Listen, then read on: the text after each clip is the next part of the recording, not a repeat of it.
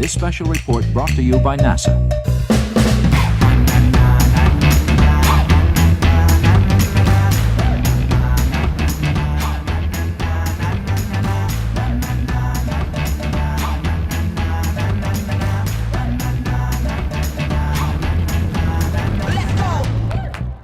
Three, two, one, go!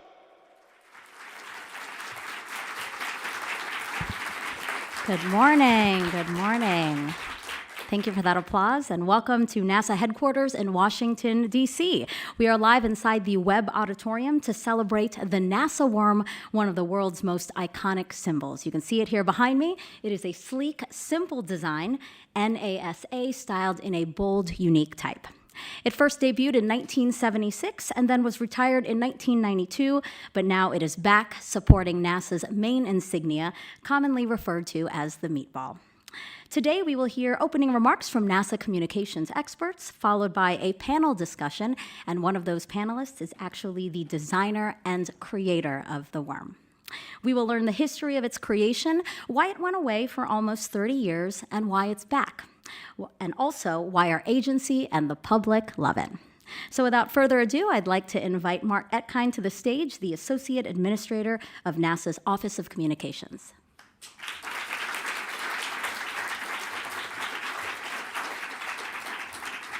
Thanks, Megan, and thanks all for joining us today. It's not often that I get to undress in public, so just indulge me for a brief moment. Yeah, there you go. Yes, thank you. This NASA logo is a beacon that shines across the globe as a celebration of human achievement. And it's safe to say that the worm is one of the most powerful insignias in the world, representing ingenuity, exploration, possibilities, and the best of what America can accomplish. The NASA worm was born of the Federal Design and Improvement Program and designed by Richard Daney. Thank you, Richard, for joining us today. It was introduced in 1976 and retired in 1992. But at NASA, we don't let great things go to waste. So we brought it back in 2020 to live aside the primary logo, the meatball. Since its historic launch, the worm logo type has resurfaced on signage, spacecraft, spacesuits, shirts worldwide. A NASA worm sculpture sits outside our brand new Earth Information Center at headquarters. The worm marked the return of the American human spaceflight on American rockets from American soil. The worm helped us usher in Artemis 1 and will be with us as we return to the moon. At NASA, we're constantly telling the stories of human achievement because when we do that, we inspire the next generation of innovators and explorers, the Artemis generation. And whenever the Artemis generation sees the worm, they will be reminded that the missions of tomorrow will be sparked by their accomplishments today. Thank you, Richard, for this remarkable symbol.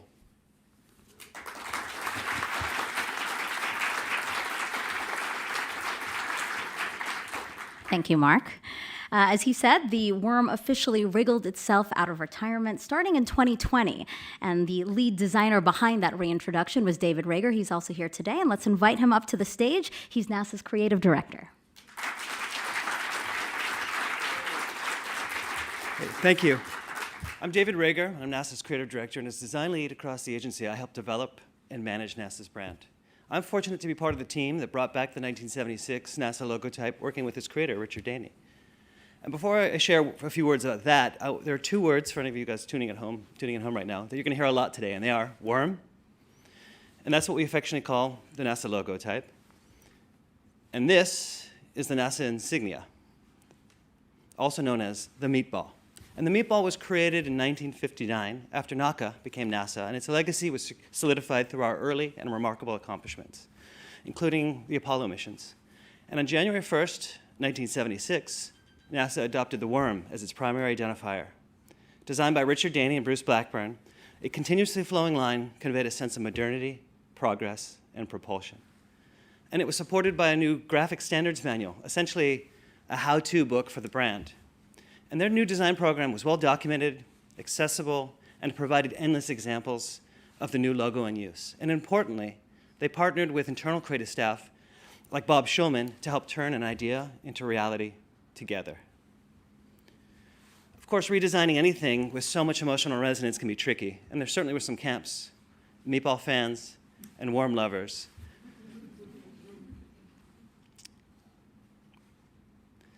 And in 1992, the NASA logo type was retired and the insignia was reinstated as our official logo. Almost 30 years later, the worm got a second life on the Demo 2 mission, and from there, we looked to see how these two incredible logos could coexist harmoniously. Aesthetically, some might say they come from different planets, but we found with just the right balance, they complement each other fantastically. And on aircraft, we placed the meatball near the crew, towards the front of the craft, and the worm rests on a larger surface for support and legibility. And on our space launch system, the insignia is placed up near the crew and the worm large and bold on the boosters. And of course, on transportation vehicles on the pad, the supersized worm became the python. We also updated our graphic standards manual to align everything and have been gradually implementing it over the past few years. And that can be seen on places like our buildings and our spacecraft. This is a selfie that Orion took on its recent trip around the moon with all of us photobombing in the background. And we've begun to roll it out on our broadcast packages. The rigorous practice of design documentation continues to be a priority at NASA today. And here's a look behind the scenes at our New Horizon design system.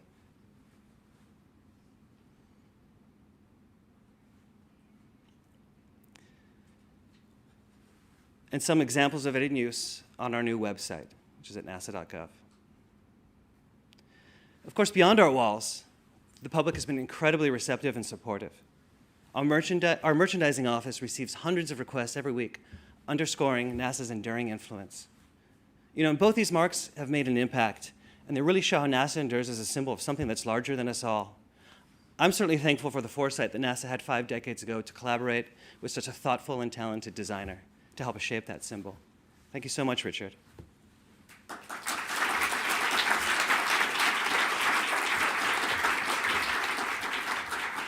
Yes, thank you, Richard, and also thank you, David. It was really interesting to hear the thought behind the placement and the usage of our beloved worm again. Now it's time for our panel, so we'd like to start welcoming our guests up to the stage now. Moderating today will be Shelley Tan, graphics reporter at the Washington Post, and joining her on stage will be Richard Daney, designer and creator of the NASA worm. We also have Michael Barut, designer at Pentagram. Bert Ulrich, entertainment and branding liaison here at NASA, and Julia Heiser, artist merchandise at Amazon Music. Thank you all for being here, and we look forward to your discussion.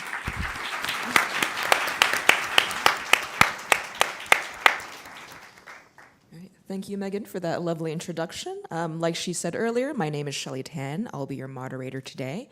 Our panel today is going to talk a bit about the start and evolution of the worm, its impact on the design world, as well as its diffusion into the popular imagination and popular culture.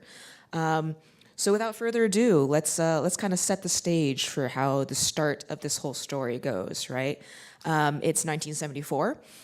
President Nixon and the NEA, the National Endowment for the Arts, have kickstarted a federal program to basically revamp the design identities of 40-plus federal agencies.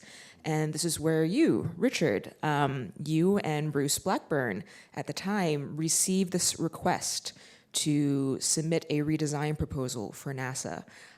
Walk us through how this all starts and your thought process as everything evolves.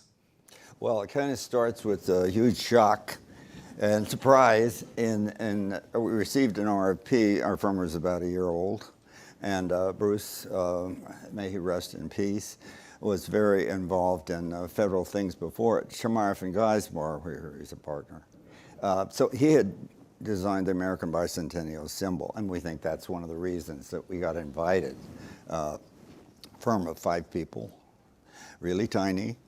And all of a sudden, this RFP drops out of nowhere, and we're thrilled.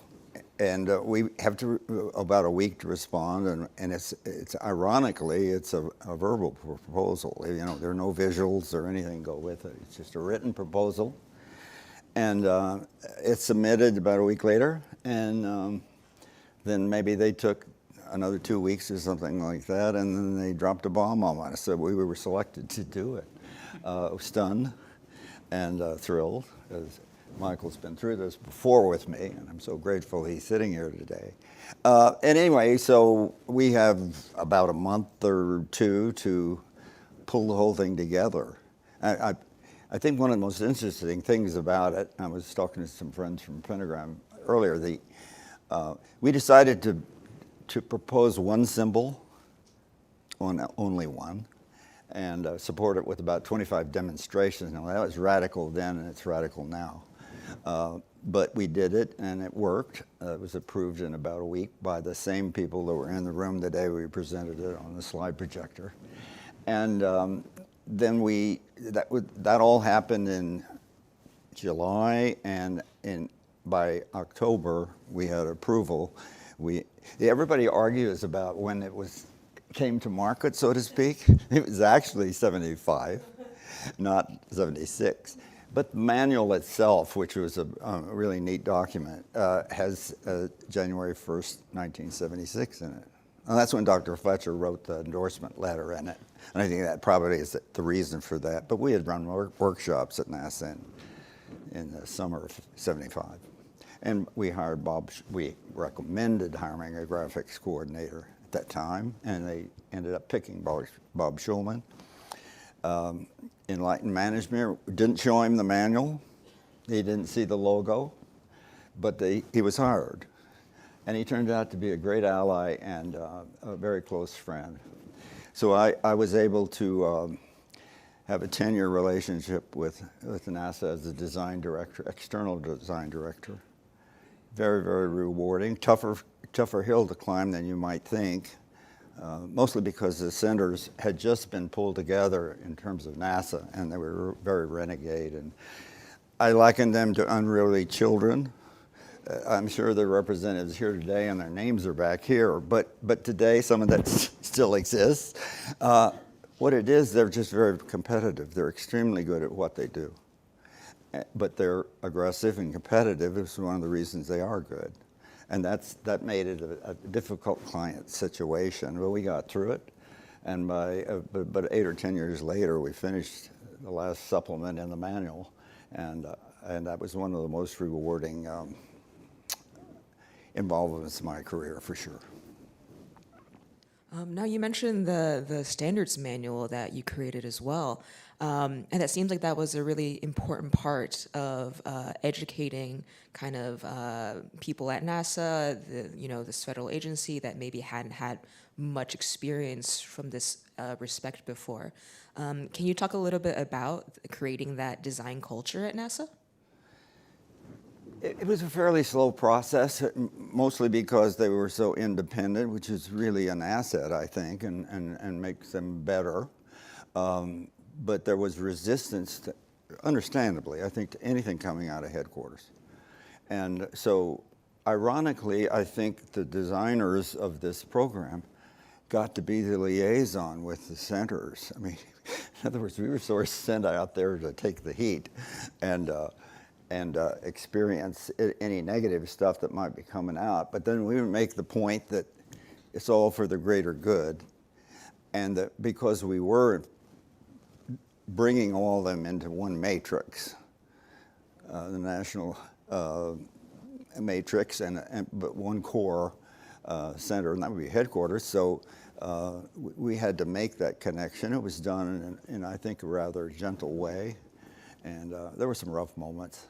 But we finally got together, and everybody was interested in success, and everybody's interested in funding and the like. So the case was made, and pretty soon the graphics themselves started showing up in public. And I think, in a way, the public became much more enamored of it, and that influenced the employees of NASA. Because Walter Cronkite was a great name in news in those days, and he loved it, and the logo was behind his head, and it was just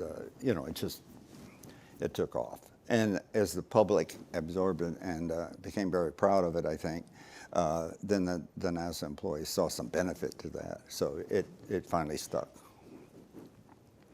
So speaking kind of the public response as well as the design world response then, Michael, you yourself have a very long and storied career in design as well as a relationship with Richard. Can you speak a bit towards how the worm might have resonated with the design world? How was it received? Shelley, when Richard's symbol was unveiled, I was a first-year student in design school at the University of Cincinnati, which is Richard's late partner's Bruce Blackburn's alma mater. So this idea of Danian Blackburn having created such a significant symbol was a point of school pride for my program. So we were extra aware of it. But I would also say that design students in those days felt that they were enlisting in this great cause, which was to modernize the world, to kind of blow the dust off the way it existed before, and to kind of take it forward into an optimistic, second half of the 20th and indeed into the 21st century. And this symbol was a beautiful demonstration of what that might look like. And so I would say from the minute I saw it, I understood all those things that it was meant to represent. Even things that, like, I think, like a normal person like my mom, who was a housewife, might say, well, why aren't there lines, horizontal lines making those A's? And I would have said, well, Mom, that's supposed to look like the nose cone of a rocket ship, you know? It's modern. It's like one sleek path, right? And it also, in retrospect, I realized that it has this amazing other characteristic, which is that, to put it very simply, a 4-year-old can draw it. And if you're talking about seizing the imagination of the next generation, the generation after that, that sort of capacity to sort of inculcate them in the excitement and reduce it to a simple shape like that is just really thrilling. I'm not surprised that someone like news people liked it because it's just so visible and dramatic. In my business, sometimes we'll do some design and say, this is great, you'll be able to see it from 1,000,000 miles away. You don't have to see many logos from 1,000,000 miles away. You have to see this logo from 1,000,000 miles away. And so, it just seemed like a unmitigated triumph to me at the time. And I wasn't all surprised at the way it seized people's imagination. Yeah, and then to talk a little bit more about that standards manual as well then, of course it had that really massive Kickstarter campaign a couple years ago, raised almost $1 million, I believe, to reissue a physical copy of it. It feels like it's pretty fair to say it's kind of a cherished icon in the design community. Yeah. Can both of you, Richard and Michael, can you talk a bit about why you think that graphic system is still, kind of an icon today?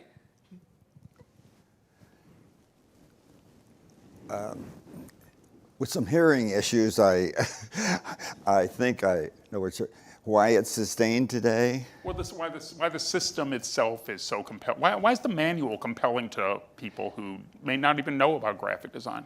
Well, I don't know. It struck a chord that I think is fairly singular. The manual was, Hamish is here today, and I got to give him credit. Hamish and Jesse reissued our manual a few years ago, and it was an enormous success. I think partly the way it's written in fairly simple, straightforward language, but it's become a cult thing, yeah. With a huge following. And the graphics were so thorough. It had a lot of teaching in it, Design 101, it's everything. But then we had a lot of wonderful finished products, rockets and space shuttles and the Hubble telescope. It's sexy and exciting for people. So in that time it was, but it still is today. Why aren't people excited about manned spaceflight? Look at the missions coming up. I mean, everybody, it's just revved up again. And, I think we're so proud that the SpaceX got involved, and Administrator Bridenstine, who said that he grew up with this was his NASA, it just, when they reintroduced it, then it invigorated everything again. But I would say that through all of this, even when it was rescinded, it only got more popular. So I think I said this to Michael once, maybe when you take it away, it gets more valuable.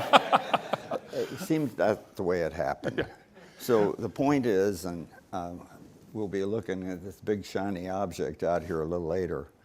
But I think that's what's happened. You know, it's more popular today in the world than it was back then. And it's hard to explain, I think, but it's what it is. So there's something at the core of the whole thing. And the fact that it was serious but inspirational in a way. It's hard to do with very simple things, but that's the way I've lived my life and career, with simplicity. So it works. Michael, did you have any additional thoughts on that? Or? I just was going to say, when Hamish Smythe and Jesse Reed, who were two young colleagues of mine, kind of came forward with this idea. We want to reprint the standards manual. I think the appeal of it is it's sort of making public this secret source code, and people are just fascinated by that. You know, that underlying something that looks like this compelling system are people making these decisions one by one that are all adding up to something that's more than the sum of the parts. And I think the same appeal if you watch a video of someone breaking down a music track and saying, this is the drums, this is the bass, this is the vocal. You know, when you hear it all come together, it makes it even more magic in a way. And I think, you know, there was a time where you just turned on the radio, you heard a song, you just went out and you saw a logo and you just accepted it as important people were making these things, and how it happened was gonna forever be a mystery. Now I think people are able to drag and drop and pick a typeface when they start to open a Word document. And so the idea that something is specified to the degree that this whole system ends up being compelling and becomes a fetish object for not just designers, but I think people who care about space travel, people who care about engineering. A lot of different people ended up being interested in what that manual was and wanted to have a copy of it for themselves. Now, of course, part of the journey of the worm is that moment in the 90s where it was temporarily disbanded. Bert, you were actually at NASA when this happened. Yes, so Robert Schulman, who was running the graphics program then, he came running out of his office one morning and basically said, "Oh my God, they're getting rid of the worm." And so he said, "I have to tell Richard, I don't know how I'm going to do this." And, you know, leaderships change, and I think NASA's a very passionate place. And I think the meatball was very emblematic of the Apollo generation, I think, and also bringing people to the moon. And I associate also the worm with the shuttle era as well. And these are just different passions that come from different generations. The beauty of whether it went away and it came back is that now I feel like it's emblematic it's timeless, basically. It's not emblematic of a generation. Basically, both the worm and the meatball have a place. I think there might have been a little bit of a mistake to completely eradicate one over the other. There was a wonderful sort of subversive sort of cultural movement that was fomenting. I think when you guys were talking about Hamish's wonderful manual reissue, but also we had Tom Sachs was doing artwork. There were all sorts of things happening. Fashion houses started coming to us wanting to use the worm. And in sort of like 2017, Coach first came to us. And they said, we would like to do a collection with the worm. So I said, okay, I'll check with our legal office. I have the funniest feeling they're going to say no. But I went and I said, look, they're trying to do this sort of in a vintage way. And all of a sudden, the tables basically, everything sort of opened up, and they said you can use it sort of in a vintage sort of way. So then it started sort of proliferating into pop culture, into fashion as well. Heron Preston was one fashion designer that also put the worm on the map, and you ended up seeing Ariana Grande wearing it on red carpets. BTS wore his clothing, and it just sort of filtered into the popular culture in a way which was really astounding. So both logos really speak to people. I just think given the passions and leadership changes and people want to put their own, mark on their era of leadership, things just happen, but you kind of go along with it. But what's nice about both of these logos is that they're really imprinted in the imaginations of NASA employees, the workforce, and also the public. Yeah, so I definitely want to talk about NASA's proliferation into pop culture as well. And Julia, you work a lot with merchandising collaborations with NASA as well. Can you talk a bit about why NASA seems to be such an attractive option for this? Because especially, it's a non-product, if you will, compared to a lot of other brands or logos that we might be wearing. Yeah, I think space exploration has long been a topic of conversation in the entertainment world, from big blockbuster movies to the Pink Floyds and David Bowies of the world. In the past 5 to 10 years, I think becoming a space nerd is really cool. And the more we have learned about what's out there, the more it's become a really big topic for artists to write songs or even whole albums about, from the Ariana Grandes to the Kid Cudis, the Doja Cats and the Dua Lipas. And it's a very dream and whimsical, galactic, interstellar theme. And artists hold a big place in being able to share that and their appreciation for it, this world bigger than them. And it ties really well with their music, looking at artists that are sitting on a planet where there's not a lot that's bigger than them. So I think it's become a very whimsical, dream big philosophy. And there probably is not a day that goes by where I do not have an artist who is wanting to collaborate with NASA, whether in their music, in their exploration, or in their merchandise. And you've done amazing collaborations with us. A lot. Yeah. It's also my personal bias, and love for the NASA logo. So every time an artist has said, here's a name of a song, or here's something I want to think about, we try to work together to make sure that when we are doing a collaboration, it's rooted in either educating around a mission, bringing, insight into something bigger as far as what we're trying to get people to be inspired in space travel and space education. So we always want to make sure that there's a purpose. I think one of my favorite collaborations we have done was for the landing of the Perseverance rover on Mars. We worked to have my artist Dominic Harrison Youngblood, his cover of David Bowie's Life on Mars live stream over NASA TV when we landed the rover. It was one of the best days of my life. And then we launched a merch collaboration, and we actually licensed all of the logos. We had some meatball logo designs, some NASA worm logo designs, the Perseverance patch. But it was such a great picture and full circle moment. And for Youngblood, as he's talking to more of the entertainment-worthy billboards and music charting sides of the business, it was really about him and his passion for outer space and what's out there. And I think that, at its heart, feels very authentic to the youth of America, too. And especially when it's a logo that has so much meaning behind it, they're very proud to be able to say, I have earned that right to that logo. Yeah, it's amazing. Even like someone like Kid Cudi, who did probably 40 or 50 pieces of merch For his with Man us, on the Moon for his album. Man on the Moon album. Yeah. It sort of brings the message. It's really wonderful for NASA because we're able to express our message of going back to the moon in really fun, interesting ways. And they incorporate the elegance of the worm or the more wowee factor of the meatball in really, really wonderful ways. So. Well, and besides the dream of it, it's one of the most aesthetically pleasing, symmetrical logos there is. And so for an artist to share their space on a garment or in a design, it's probably one of the most coveted ones. I get asked every day, can I put that NASA logo down the sleeve? So it's fun, and Yeah, it's I been remember great. when we got the call, Bettina Inclon called me. She's here in the audience today. She called me to call Richard to tell him that they wanted to bring the worm back. And I'm like, are you kidding? I was like, holy, well, I won't say it here. I won't use an expletive. But anyway, it was such a wonderful moment to be able to call Richard very late one evening, I think, and told you that the worm was going to come back in some sort of shape or form. To be determined by, thank goodness, to you and to David and Yvette Smith and Dan Goods and others to help bring it back, which was really amazing. A great experience, by the way. Yeah. It was so wonderful. What can you say?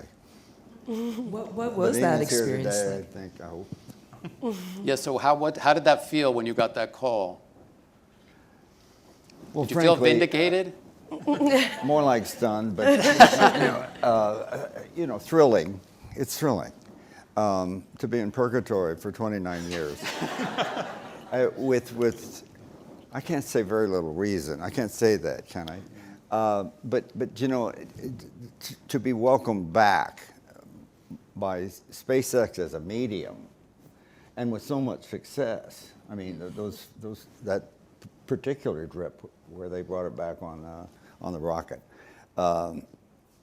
was just, of course, personally rewarding. But I mean, I think it was good for the agency, and we always think of them first. You know, I would like to clarify here. You know, the firm of Daney and Blackburn did this. And even though it was tiny at the time, my partner, Bruce Blackburn, was very important to the front end. So it's nice to hear you call me the creator, and I was the design director through the whole 10-year period. But I want to give credit where credit is due, too. And I think that that's very important. It always has been. Human relations are everything. And I think our design profession is just superior at that. Michael is a great example of it. And what we have here today then is this generational thing where, you know, Hamish calls him his design father, I'm the design grandfather. That's true. I mean, he'll back it up. I don't know where he is here, but those are his very words. But anyway, so I think, you know, this phone call from Bettina was like, the heavens opened. Oh. You know, it's just a new lease on life.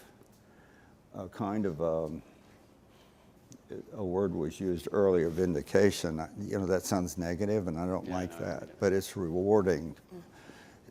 I can't even in words express how rewarding it's been for this to come back. There's always be a special place in my heart for NASA. I mean, it's the place I used to come, you know, like every other week for years, and so it's my second home. And you know, so all of this, the phone call, the resurgence, the rebirth, the celebrations that have come with it today, it's just in your dreams. It doesn't get better than that.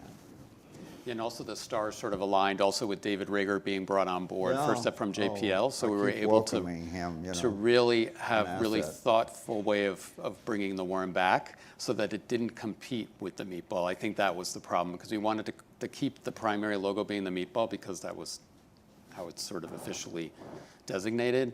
But at the same time, and use that as sort of like a seal and an imprint, but then have the worm basically describe in a much bigger, bolder way what the mission is about. And it does that really beautiful, whether it be on the Artemis rocket, on the Orion spacecraft, as we saw before, or basically on a coffee mug. So Bert and Michael would make good agents. I'm thinking, trying to hire them, you know, later. Yeah, and what was some of the reaction from the public as well when the logo was brought back? Whether from the design world, from the rest of NASA, what was some of that reaction like? So I saw it for sure in social media. We have an amazing social media group, and that's part of the reason we are so popular today is thanks to social media. I think because the visuals of social media really are a wonderful way to express visually what NASA is about. And of course, our logos are very much part of that. The other thing is the fashion world, quite frankly. I mean, Balenciaga started using our logos on merch collections. We had, or fashion collections, I should say. And Dior just recently did something with us. We get, I mean, but then at the same time, we're like in Walmarts, we're in Targets. We don't discriminate. And we just basically, our logos are a public good for the public to be able to use in an approval sense. We don't license our logo, we don't charge for it, but we approve it's used to make sure that it's hopefully being used correctly. So. Yeah, I think to some artists and you want to follow the rules correctly where the logo is used as it's meant to be used. It doesn't always come to fruition. We probably have as many collaborations that never saw the day of light as we do ones that came through. I think it's such an honor to be able to achieve it. And so as long as we continue thinking about it in a way that is supporting the mission of NASA and space exploration, it's really interesting. I think that you will see a massive resurgence with this. I mean, I remember the day you called me before the Perseverance launch, and you're like, the worm's back. We can put it on logo, you know. And so I have a pair of socks today that are hot pink with the worm logo up it. I mean, it was a great experience. I think oftentimes too, from the artist world, they always want what they can't have. So knowing that there is an element of elitism to this logo and to be able to proudly be able to sport it. It's fantastic. I love that you're rethinking how these licenses can be used and to continue to spread in the right way. The logo, the NASA brand and logos, I think it's important. I grew up in the era of space exploration. I think it's a fascinating thing for the youth of America to be fascinated by, and there's no greater way to reach them right now than through apparel, streetwear, fashion, etc. Yeah, and we have a new merchandise person on board, Amy Crane, and she's actually thinking in really, really bold ways to try to really sort of refashion it also visually so that we can sort of ensure that the logo is being used correctly as well. So, yeah. Nice. We're trying. Very nice. And Amy's here. Oh, pardon me. Julia, you also mentioned kind of when you use the logo wanting to support the mission of NASA. Can you tell me a bit more about that and how you go about doing that? I think it's important we're not just driving monetary gain or music charting gain for the artist. The logo should not just be put on a product that has nothing to do what the music was about or what the mission was about behind the music. It's not just to financially gain. So if we start with what is the right song, music, title, track, tour that is leading to this. And then you have artists like Ariana Grande who literally write a song called NASA. And then we look at the design and see how does it fit in with what we're trying to accomplish. So it doesn't feel just hodgepodge slapped together with an artist logo or song lyrics, that the meaning of the lyrics actually, whether it be ethereal or subjective, kind of are thinking about the bigger picture and exploring something outside of us. And then I put those ideas together and pitch it to Bert and see what he thinks. And oftentimes, we're just very mindful about following all the rules, making sure that we're putting logos in placements in this brand guide. I want to read the whole thing now, the manual. But I think that's important. I think as designers and graphic designers ourselves, we love rules. Rules help us know how things are going to print and reflect in their final product. So, and it is public information. So it's something that you have an opportunity to be able to look at and see and present yourself. So I think the thing that's so interesting, I think, about it is that, Julia, you know well the world of both branded merchandise and artists and designers using kind of those brands to sort of manipulate the codes Yes. of the commercial world in a way, right? We can't go out and buy a NASA. You can't buy NASA on the shelves of a grocery store. You can't go in a department store and say, "Show me your NASA." I mean, it belongs to all of us because it's as a federal project. It's funded and owned by the American people, really. Yeah. And what I think makes it compelling in the ways that Bert and Julie are describing to the public is the fact that this is a way to kind of show that you are kind of part of that great mission, which is kind of remarkably nonpartisan, remarkably sort of something that's perceived as something that belongs to the nation in a way. So I think it's really, that kind of, the status of that sort of entity just deserves a symbol that people can really resonate with, and that's the gift that Richard and his firm gave us so long ago that we still are enjoying and growing with every day. Yeah, that's also a great jumping off point then to kind of go back a little bit again to that federal program that really kickstarted all of this.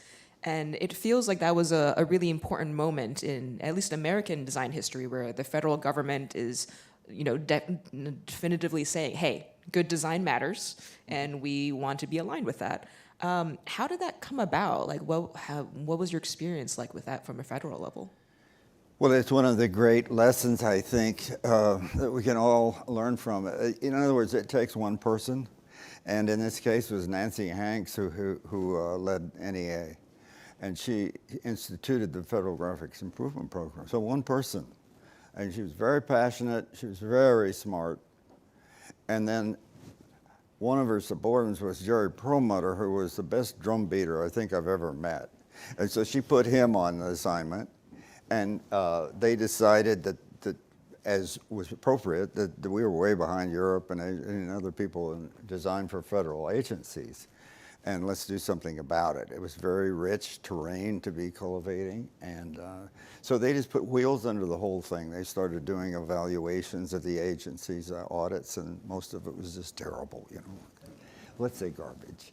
And, you know, but then they put a structure to the whole thing, you know, and they would talk to the leadership of the agency, and then they would convince them that they needed to do stage one, would just be exploratory design. Did they need help? And of course they all did.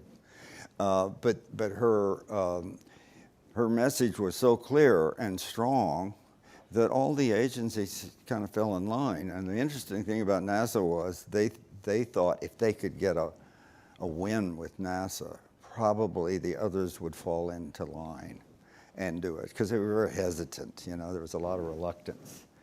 And it was true, and so we started the NASA thing, and we got an early win, and it was like dominoes. And so here was this virgin territory where so much work needed to be done. And as I mentioned before, or I don't know that I specified it, but it led us to do the Department of Transportation, which was a humongous job, you know, just enormous. And then out of that, FAA, Federal Aviation, and then finally U.S. Army Corps of Engineers. And this is, my hair turned gray in that period, and it fell out. But the reality is there was this great need, and I think there was a momentum. The most elegant part of this whole thing that was started by one person, a woman, and you know, it was a powerful thing, incredible program. It was very, very difficult. I have to say it was the most difficult clientele on Earth. And yet we made this progress. Lots of other firms, Tremarvin and Geismar was very important to this thing, Lippincott and Margulies, Pentagram. There were others involved, and incrementally, as I say, they invited more and more firms into it. It really had a power, quite an engine behind it. And so in a relatively short period of time, let's say 10 years, most of those agencies you refer to had started or completed a program. And what was interesting about Nancy Hanks, who was head of the National Endowment for the Arts, was that she sort of had this two-track argument that she seemed to advance on behalf of this program, on behalf of the Federal Design Improvement Program. One was sort of aesthetic, which you'd expect because, you know, she was head of the NEA and cared about art and beautifying things, quote unquote, right? But the real argument that stuck had to do with efficiency and modernization. I think there was a sense that the federal government was living in the past, that, you know, people hammering away at manual typewriters, and everything was just sort of, you know, like not even like post World War II, but sort of like somehow lodged at the early part of the 20th century. And somehow, if things can be modern, so they look like real corporations, the corporations that were getting contracts from people like NASA, that would kind of advance the credibility of these federal organizations. That's really too. Important. Yeah, and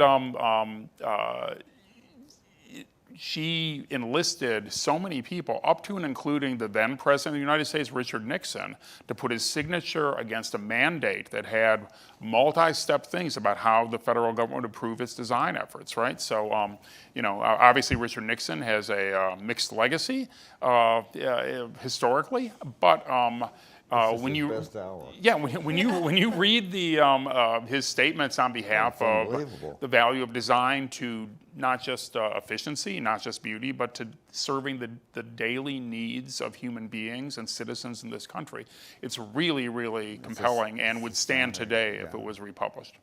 And also, Richard actually won the Presidential Design Award and was bestowed to him by President Reagan in 1985, right? And he, along with I.M. Pei, I mean, it was a big deal to have that accolade, and also sort of, it firmed up the belief that the worm really had entered into something really extra special in the visual vernacular of NASA and the Glad world. he brought that up. Yeah, of course. Why not? If this is a big day, that was a big day. I bet it was. Yeah, I'm meeting with President Reagan, who introduced the chairman of the whole effort was IMP, as you recognize, and he introduced him as IMP. But it's okay. But it's a great day, and you think about that. And Michael's right to bring this up. Cost efficiency. Even us as designers, we use that term. So it was almost enough to turn your stomach. But efficiency, cost savings. There were examples, though, like we started on civil service redesign. We didn't get past phase 1 because we started sticking our noses in the wrong places. Designers, we found out that the same job would have paper ordered from three different places, big giant paper orders, and then they would shred the 2 orders rather than send them back. Stuff like this was going on. And, so our job, or even with NASA, the forms project took us 1.5 years. And we cut the form. You remember that period where you were simplifying language on insurance forms thing? That's what we were doing. And so we cut them down to about the third of their size with new language and a lot less language and everything. And then the paper costs just plummeted, That's what it was. And you could lead with that ahead of aesthetics. The fact that it looked better was kind of frosting on the cake. Yeah. Now, Bert, can you talk a little bit about how that legacy that was created through all this, how that has continued at NASA, what you've seen of the design culture at NASA now? I mean, I think we're having definitely a moment right now. I think I started noticing it at NASA around the Curiosity landing, that there was this sort of new generation. I mean, I remember from the mission control for Curiosity, there was somebody that was wearing a mohawk, Bobak Ferdozi, and then somebody was like dressed up as a hippie, and there were all these people. I'm like, what's going on here? This is just too cool. And like, who are these people and where are they coming from? And all of a sudden, social media was taking off around that time. And honestly, that has done so much for the agency to be able, we have over 380 million followers or something like that in total. But it's very much a force to be able to share our story, and what a wonderful way to share it. People can just open their phones and see what's latest on NASA.gov or on NASA Social or whatever, and be able to see what's happening, what an astronaut might be taking a picture of, what Earth has, what our Earth satellites are unveiling visually, but also our logos, what they represent, and I just think that it's all about the beauty of logos, that they represent more than just an aesthetic, right? They represent the force of nature that's within us all, and then also what's in NASA and what it represents. And it also is something to aspire to, I think, on some level. It's a sort of inspirational and aspirational sort of, emblem in some ways, be it the meatball or the worm. I think, though, to flip the script a little bit, it's not just pop culture being interested in NASA. NASA's been interested in pop culture and has really capitalized on the moment to take these moments to be part of the conversation and start a dialogue. Most of these collaborations are just the byproduct of a conversation that's happened between a blockbuster movie or an artist or a musician or a Hollywood star, because they've made a statement about their desire to go to space, or they've written a song about it, and there've been really quick responses that your social media team has been able to actually be part of the conversation. That has been a very youthful resurgence. Yeah, and also just generally the entertainment world. I'm the entertainment liaison, and we've seen starting around 2015, 2016 with The Martian, they wanted to use the worm basically on the suits. They wanted to use the meatball in different ways. We were able to use these logos in really fun sort of fictional ways. Mm-hmm. I mean, you had even on Transformers movies, whatever. I mean, it was just really wonderful. Hidden Figures, for instance, a wonderful, wonderful movie we worked on. And First Man, another movie about a biopic about Neil Armstrong. These were wonderful engagements that sort of propelled the stories of NASA forward and basically helped tell the story and the lore of the space program as it ages and sort of in a new way. Yeah, and David said something David said something, but then Bert kind of echoed it a moment ago, which is, I think, the key to the whole thing, which is that people care about the NASA logo because they care about NASA, right? People don't. Human beings don't have an affinity to like shapes and lines and stuff. It's just those are empty symbols unless they're standing for something, symbolizing something. And in this case, what they symbolize is so powerful and so compelling, and this becomes a conduit for that passion that it engenders in people. Yeah, and that's a lovely point as well. Can we dive a little bit deeper into that then? How do you think the visual identities here, how do they go about representing that really incredible mission? I mean, the meatball, if you look at the logos themselves, the meatball does it more, literally, because you have like stars and an orbit and a vector, and there's like all these sort of symbols for different elements.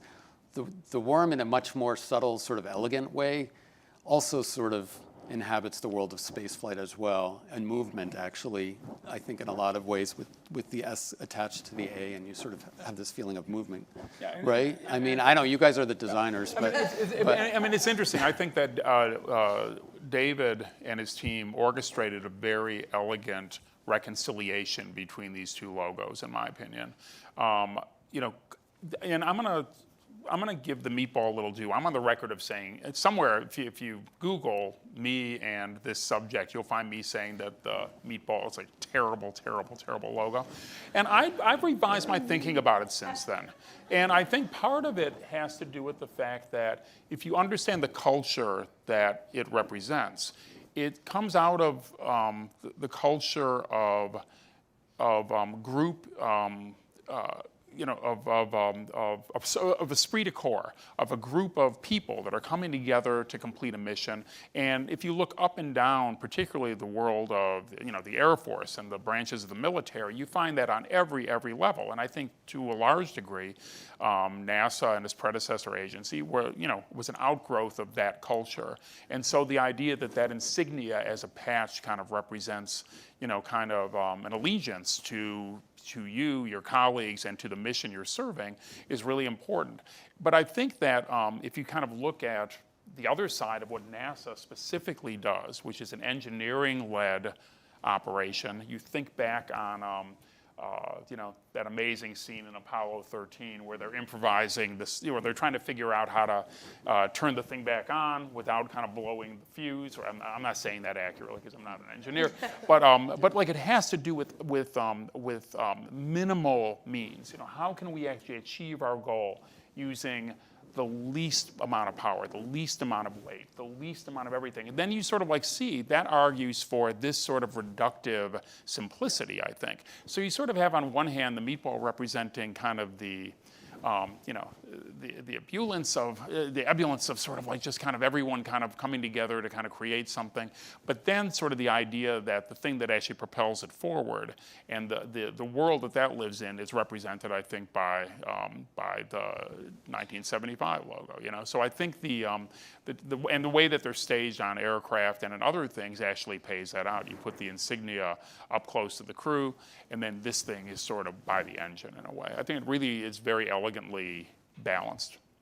Do you know what else is really cool? The fact that we actually have something called the meatball and something called the worm. That's just crazy. Yeah. Isn't it crazy? It's like nuts. Why is it called the meatball? I don't know. I don't know. It's just round. The worm, I understand. It's sort of descriptive. You never called it the worm. When you and Bruce were working on it, you thought this worm thing might just work. I know you'll find that strange, but I never call it the worm. I can say it now. It's a term of endearment now. So it used to be, it was the Fort Lauderdale paper that came up with that term, derogatory, of course. And then it became a term of endearment as meatball does. So anyway, what he just said, I didn't pay him to say that. But that's exactly what we were about in those days. And it was a flyboy culture. Yeah. We call it Buck Rogers then. Yeah. You call it, it's a space thing now. Yeah. So, but that's, and we were trying to take into the future, but with the simplest of means. By the way, the printing in those days was so atrocious from GPO. But when you said you're on record online, I know that's true. He speaks the truth. And, so the simplicity was obvious as propulsion and technology and all that sort of movement. But we were also trying to make it useful so that you couldn't destroy it in printing. We also wanted to put it on the front covers of everything, and on signing and on rockets. And we found the meatball was always on the back cover of the stuff that existed, as if it was embarrassing. It was partly because it couldn't be reproduced in those days. They've overcome a lot of that now, so you're okay, and there's more on the web. So that took care of itself. But Michael explained it very well that, and to reach that point in time where we needed to demonstrate that this space stuff wasn't just for jet jockeys and flyboys, but it was to getting science, this brilliant science out there down to earth, and paying your own way. That cost efficiency was still very much alive, and that's what this was about. So it was a STEM word often, NASA news, NASA activities, and of course in alphabetical light, as you noticed. So anyway, that's the kind of thing. It helps to understand, I think, the environment of that time, and it wasn't just, it was a real movement, as you addressed earlier. Why did this happen? It didn't all stick. I've been disappointed to go, but I was looking at DOT, FAA the other day, and there was the planes still designed, beautiful things. Speaking of cost savings, they were really good looking, and they still are, and it cost about a third less to paint them with our scheme that had it. Go figure. So we're getting to the end of our time here on our panel. I would love to end with just one final quick question for Richard. Now that the worm is back, kind of what do you hope its final legacy will be as we move into the future? To the use of the logo going forward? Yeah, what you hope it will represent in NASA going forward. Well, I think, and this is borrowing somewhat from what we're going to say out at the 3D installation. I think it's useful for the foreseeable future, very long term. I don't see that changing. One of my design colleagues, a very noted guy, said the other day on the internet, and I'm quoting now, he said, that logo is so damn good, it's good for another 50 years. And so my hope would be that it'll be useful for the foreseeable future, and that it can help power the great programs of NASA that are coming up. All right, amazing. Well, thank you all so much for being here today, and thank you to our incredible panelists.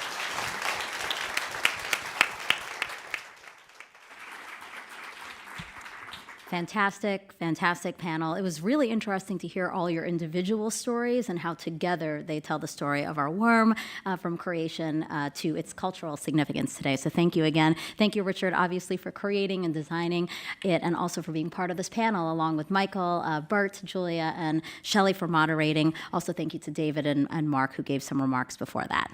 So for those of you here at NASA headquarters, we invite you to continue celebrating with us. Join us outside at 12:45 for us dedicating the worm sculpture that's right outside the agency's new Earth Information Center, which just opened this summer. For those watching us on television, thank you so much for joining us. We hope this event deepens your appreciation of our worm as a symbol of NASA's history, but also our future. Have a great day.